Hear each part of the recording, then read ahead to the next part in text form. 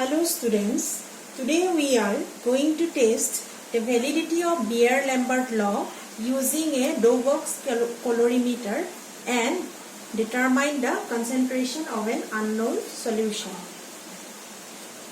So if two beams of equal intensities are allowed to pass through two solutions of concentration C1 and C2, and if thickness are x1 and x2, and if intensities of the immersion beams are equal, then C1 x1 will be equal to C2 x2.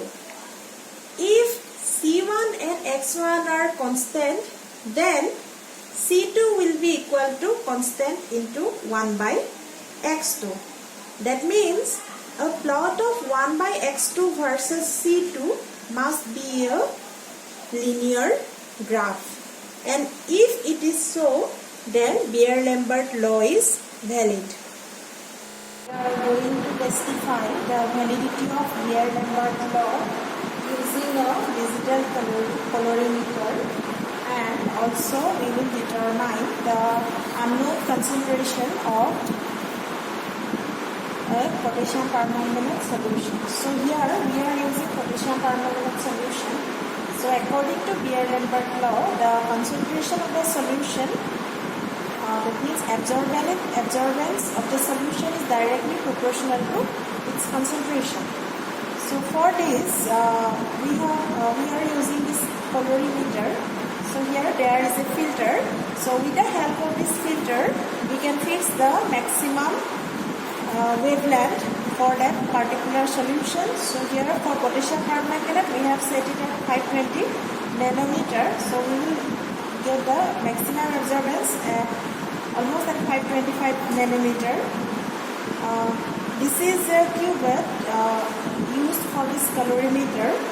The diameter of this is approximately 1 centimeter. So first we fill this cubette using distilled water.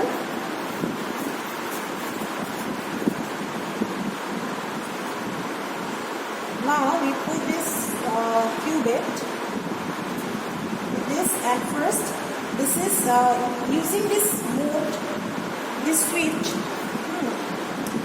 We can switch between absorbance and transmittance. So for this solution, we will first, for this distilled water, we have to set the transmittance as 100, absorbance almost 0. Now, we will take the absorbance of the first solution.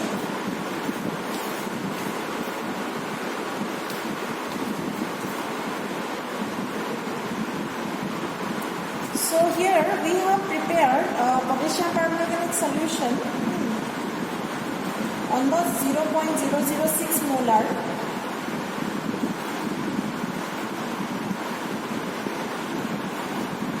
So here we are measuring the absorbance of this solution.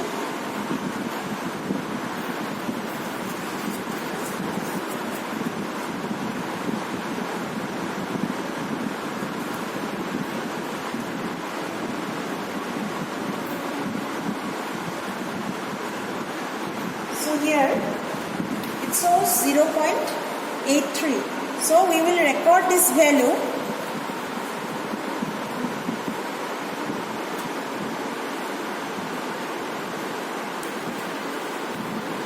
Now we will take the second solution.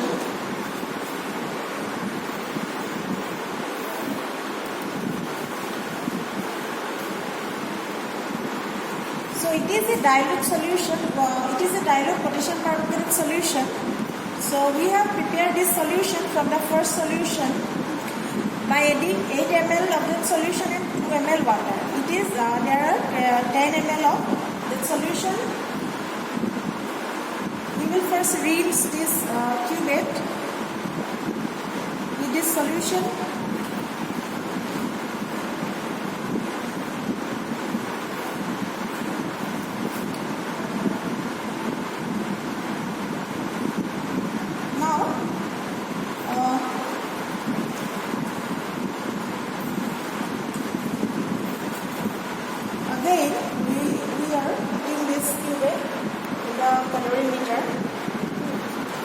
directly, the absorbance value shows as 0.77 atomic unit. Then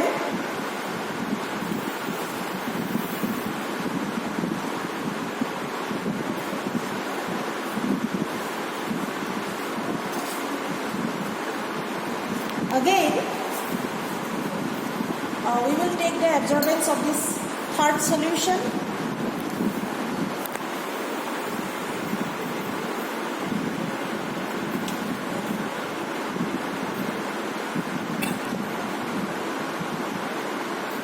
So here you have seen that the absorbance value is 0.72.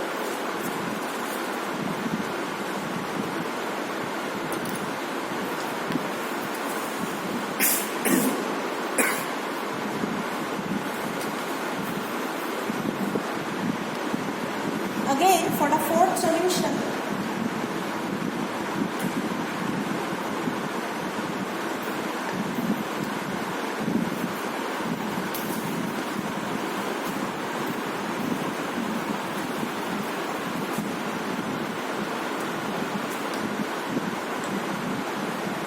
here you can see the absorbance value is obtained as 0.62 atomic unit.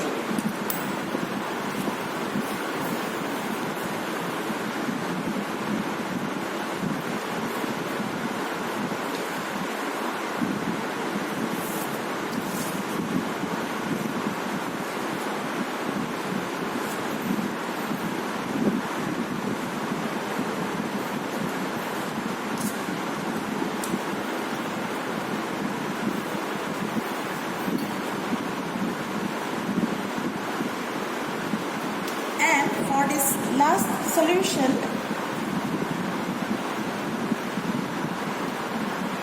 here you can see the absorbance value is 0.57 atomic unit. So for the stock solution, we got the absorbance value as 0.8, then for the second 0.77, for the third 0.72, then 0.62, and for the last it is 0.57. So I have prepared this potassium permanganate solution from the stock solution, and from solution number 2 to 5 the concentration decreases. So here you can see that with the decreasing concentration of the potassium permanganate, the absorbance value is also decreasing.